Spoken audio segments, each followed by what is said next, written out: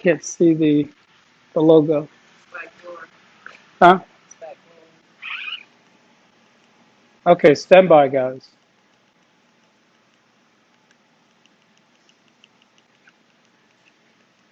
So this is an impromptu training. It wasn't planned.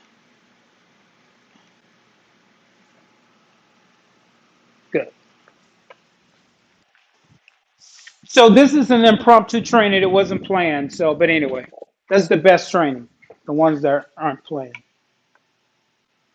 So for the new agents, if you don't see the 6 bars at the top, I mean the six, if you don't see these at the top, and if you don't see this at the top left, then you're in a free version of Loop. You need to be in the company paid version, which is free to you as well. But you get more use out of the RE101 version than you can in the free version. As a matter of fact, I know I keep getting in front. Sorry, guys. A little ambidextrous. So this area right here, you can click on this area and you can go in here and modify that. You can put your picture, your logo, or whatever you want here. And I always state that the 3 main parts of .loop obviously would be, and this will be real quick, the people. This is where you can go and enter. This is where you can go and enter your vendors. See where it says mortgage, home security. For the new agents, if you don't have lenders or home inspection inspectors or people like that to work with, you haven't built your vendors list, feel free to go in here and use some of these. I'll give you an example. Here, if we click on home warranty, there are there are several home warranty companies in there already. Okay, mortgage. There's several lenders already there. Just go ahead and choose one and start working with them. You'll develop whom you want to give business to. Title companies, several already there. All right, all right. So, uh, so the people, the little shape of a man, that's very important. But these are your most important loops or most important features up here. This, which will be templates, and then over here would be loops. So obviously, if you're creating a loop is nothing but a file. Everyone knows by now you got your Loop 101 training how to create a loop, right? These are existing files on my computer, right? You just click add, the plus add loop to create a file, okay? And note the 3 viewings. You have the grid view, this little drop down right here. You have grid view, you have list view, and then you have compact view. For most of you, that will just look blank now because you don't have any files in it. But just go in and create some files just to get comfortable working with it. Some exhibits, some examples. We have endless loop. There's no limit amount of loops that you can make. Okay. But today we're going to go to this file, which is very important. This is how you get paid. This is how you go and fill in a contract. We don't write contracts, we fill in contracts. Attorneys write contracts, we fill them in, right?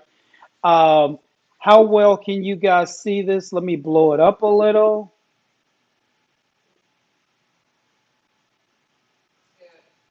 That's good. Okay, so basically you go here. This is where all of your forms are, your contracts, your disclosures. Everything you need to do the business of real estate is right here, right? So the most important thing to note here now is if you're working with a buyer and or a seller, you just choose which package you want.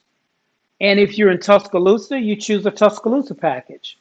If you are in Birmingham, you choose a Birmingham package. So TAR, Tuscaloosa Association of Realtors, BAR, Birmingham Association of Realtors, right?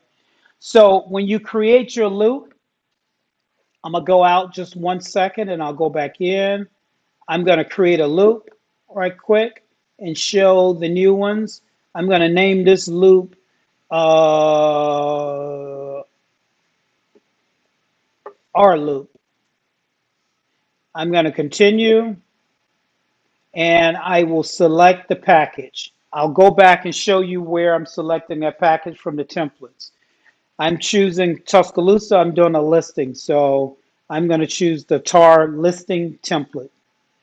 It's going to put all the documents that I need in that file. File, loop, same thing. So they're interchangeable. If you hear me say loop one time, you hear me say file. And then I'll hit continue.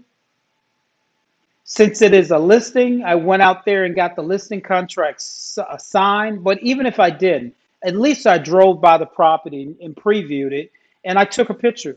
So I'll upload a photo of that property. So I'll hit upload. So when I'm looking in my loops now, I will know, I can remember the property. So since this is a test, I'll put this. This is somebody's lot they're getting ready to list. And I won't put that one. Not now, I'll put it later. And then I'll hit use and then click done. It'll create the loop. I don't think I saved the picture. But anyway, so that's your loop. And then you hit click view loop. Here's the most important thing after you view a loop. Scroll down to people and add the seller. If you are working with the seller, we must have an email address.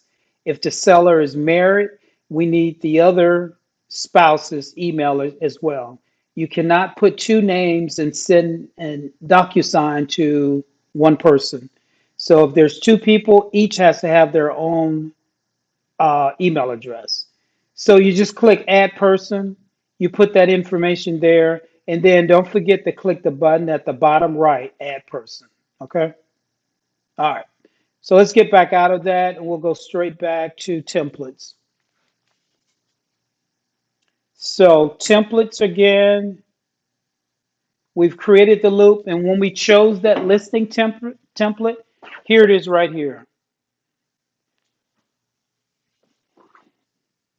So let's go and look at the packages, the docs that will be in that package. Notice the first document there in that package after we chose TAR listing package.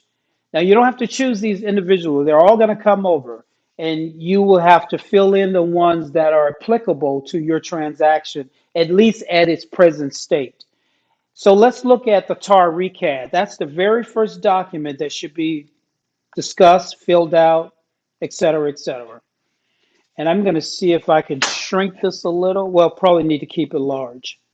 So I was asked by one of my cadets in the Real Estate Academy, what is the best way to disclose RECAD?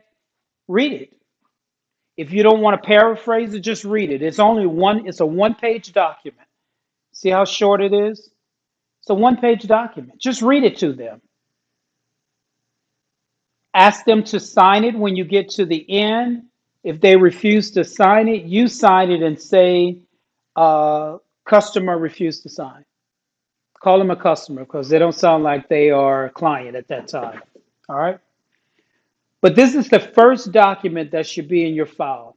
And I said this last week. I'm probably going to say it every week because of risk management. You should have some loops that only has a RECAD in it. What does that mean? Well, that means you RECAD someone and they chose not to work with you. So everyone should have some loops. If we're audited and an auditor goes into your file, say, hey, look, I just want to look at, I'm a pick on someone, Sheila. I just want to look at Sheila files. And they look at all of Sheila files and they notice that all of Sheila files, they have a RECAD in it, but there are either deals that are closed or pending. They're going to go like, wow, she's really good. She has a conversion rate of 100%. What does that mean? That means everybody you work with, you are converting them to be a client. And that is not so. No one is that good. All right. I've been around 35 years and my conversion rate is not 100%, right? So we all should have some loops that will just only have a RECAD in it. Some will be unsigned, some will be signed. Okay. All right. I beat that horse. RECAD is simple, guys. All you got to do is add your name here and sign it. You don't have to worry about the date because every time a document is signed through .loop, it will date it. And then if you're working with a couple, only one of them really need to sign. I don't care which one. It doesn't have to be the husband, doesn't have to be the wife, either one. Okay? And then after everyone signs it and everything, all you have to do is just go and hit share. All right? Okay. But because I'm working in, let me go back one step. It's going to say add to loop at the top because I'm working in a template. I'm not working in a loop or working on a file. So if I was working on a loop or working on a file, this will say save or share at the very top right. Okay. Next, let's go to, so that's RECAD. It says RECAD seller, but it's the same document if you're working with a buyer or seller, right? So you recap a seller and this doesn't give you agency. This just gives the seller agent, this gives you an agency disclosure for the seller or for the buyer. This all this is a disclosure about agency. It doesn't create agency. What creates agency? Well, here are two documents. I'm glad you asked. Let's look at it from the seller perspective, listing agent. This is what creates your agency. Exclusive right to sell property listing agreement. If you get the seller to sign this, you will get paid regardless when the property closes. The most important thing about this document is to try to complete it. Those of you that are not familiar with it yet, please just go and read it. Just read it. Just read it page for page. It's only 6 pages. And remember, again, we don't write contracts because all of this is pre-written. We just fill in the required blocks or areas that need it. So obviously on this one, we're going to simply start, and I'm going to go through this quickly because I don't want to belabor the point, nor do I want to bore you, but I just want to make sure you guys have the essential of filling out the contracts. You put the county. If it's in Tuscaloosa, Tuscaloosa County. This will always be RE 101 if you're with RE 101. If you're with another brokerage, it would be their brokerage. But this is RE 101. This is not you, right? Um, oh, I'm sorry. I got my places mixed up. This is RE 101. This is the seller. If it's two sellers, put both of their name here. So John Doe and Jane Doe goes here, and then this is to RE 101. It reads John Doe and Jane Doe hereafter referred to as sellers. And here, hereby grant to RE 101 because RE 101 is the agent, not the agent, right? So RE 101 hereafter referred to as the broker. So your name would not go there. The broker will go there. The complete address of the property to include the zip code. Don't leave out any key details in the address. If it's a unit number, please put the unit number. Most of this is not important. However, you will need the lot block section in subdivision when you enter it into the multiple listing system. But you will also get this information from your CRS. Your CRS is where we go to determine who owns a property or not, right? It's our tax records, right? But for contract purposes, you don't need the legal description there. I will ask you to always put in the parcel ID. Just like you have a social security number, every property has a social security number, and that's called the parcel ID number. So put that in. The rest of them are not important for contract purposes, but entering them into the multiple listing system, you will need all of the other ones, but you can get that from your CRS. All right.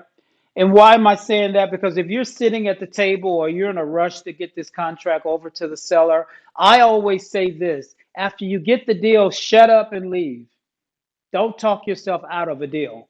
So if you're sitting there trying to get all this other information, it's not important. Just get them to sign the contract, put the most essential things in the contract.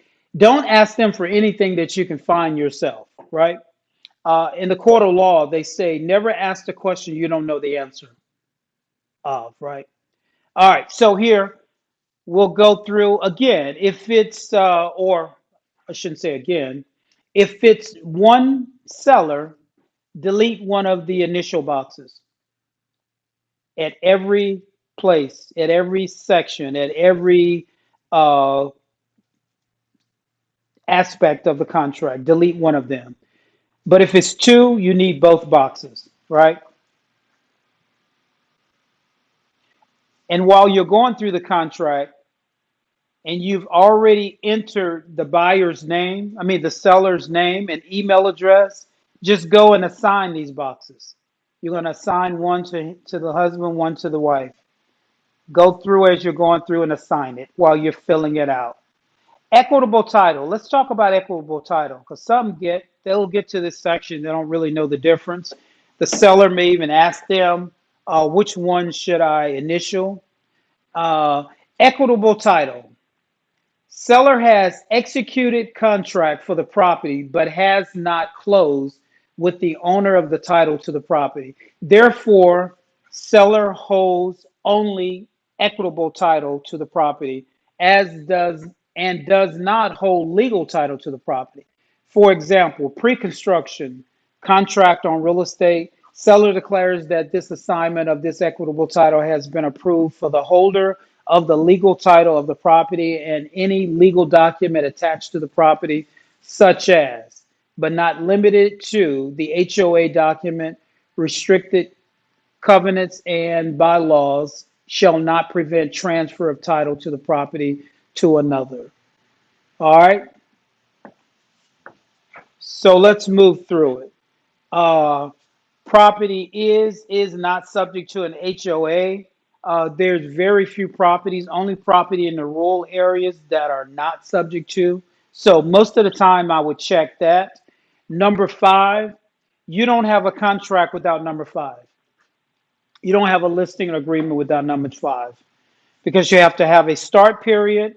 And in order for you to have a valid legal listing agreement, it has to have an end date. So that's your end date. Start date, end date.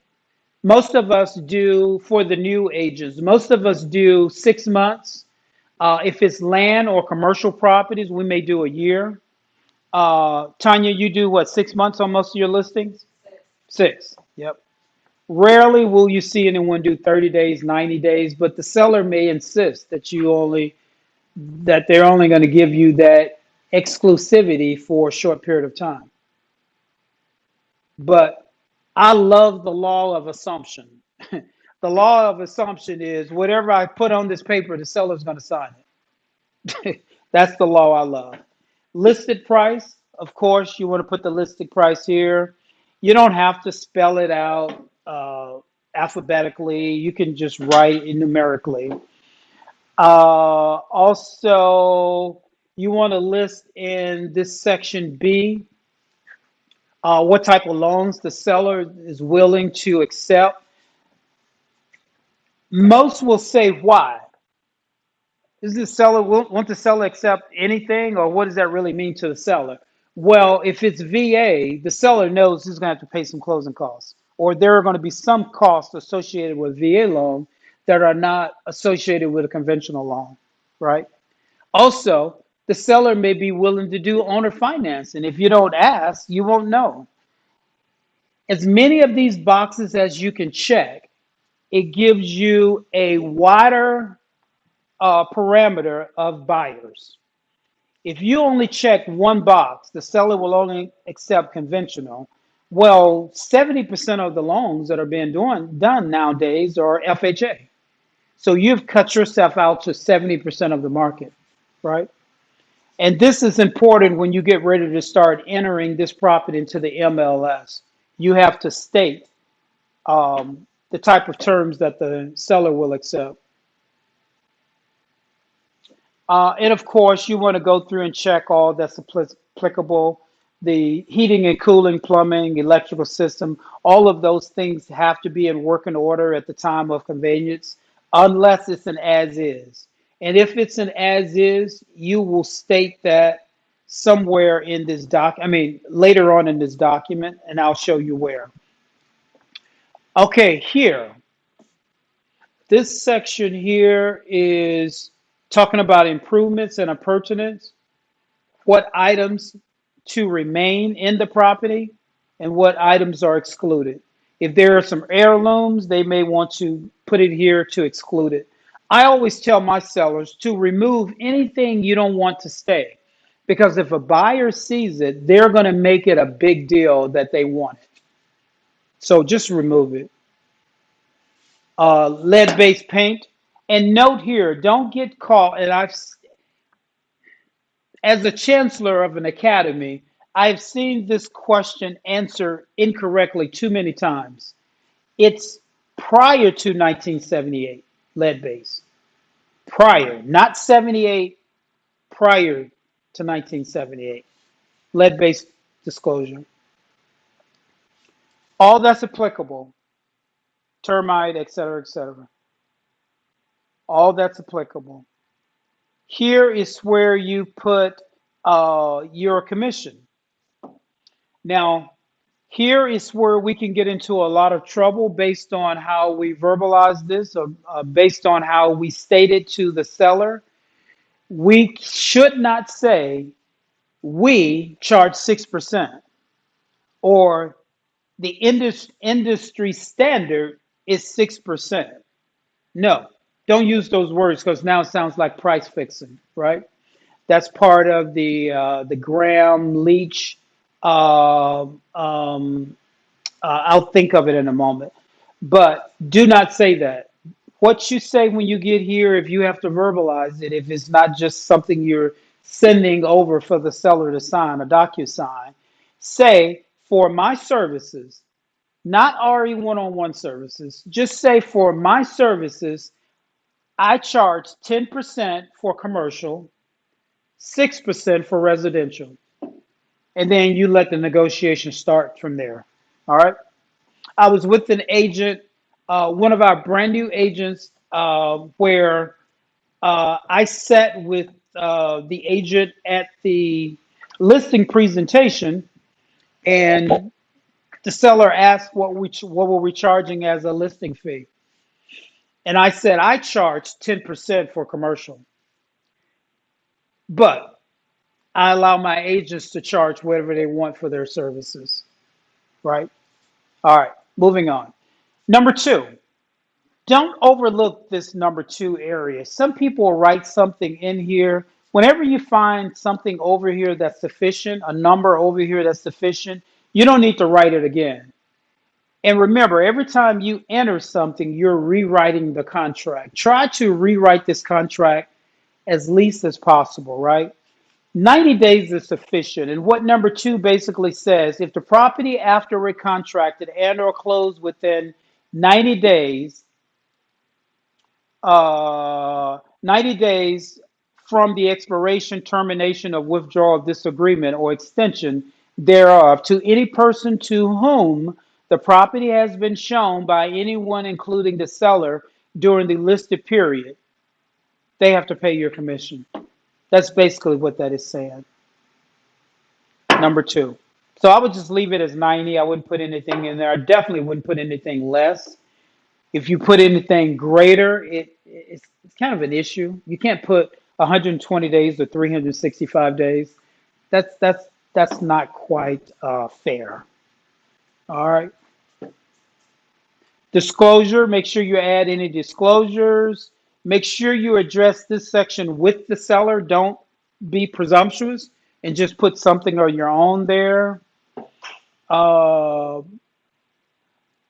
always definitely ask the seller about this section here. Seller is not aware if the property is in a flood zone. Seller could or could not be aware of it. All right, I'm gonna wrap this up quickly. Marketing the property, broker's agreement.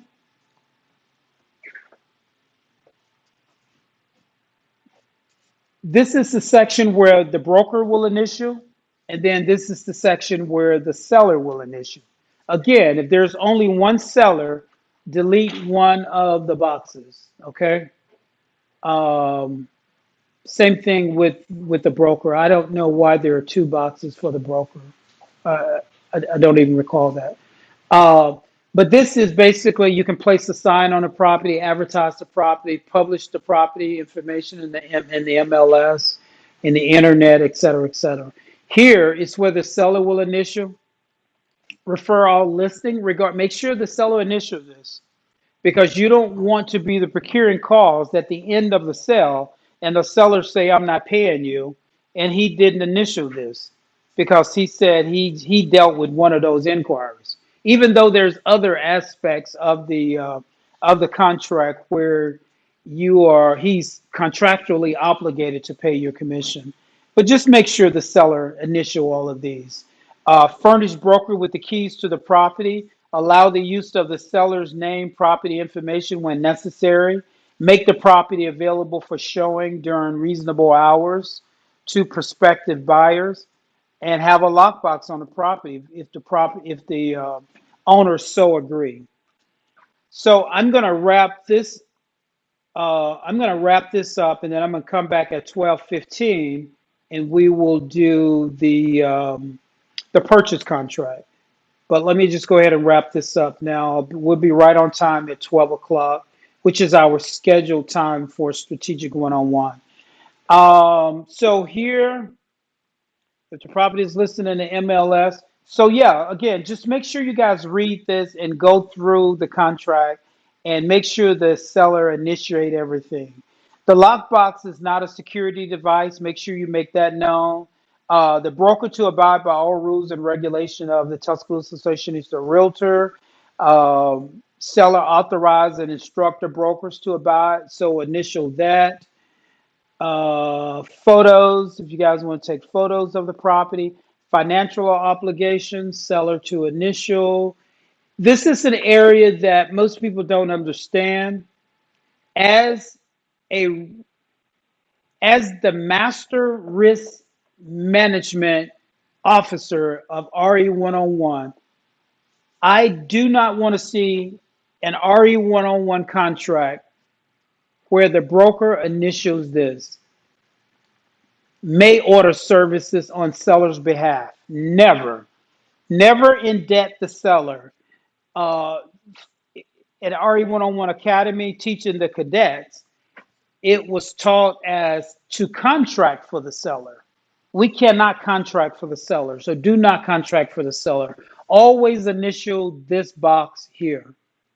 May not order any services nor obligate the seller to any cost. Let the seller obligate themselves, get it in writing. Texts are okay if you know how to screenshot it and save it and add to your loop. Earnest money.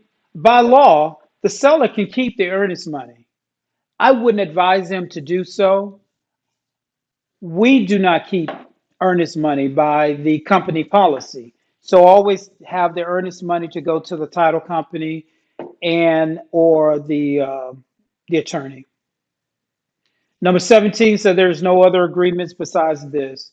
Other provisions, this is where you can write all of those things that didn't apply to any other section in this document.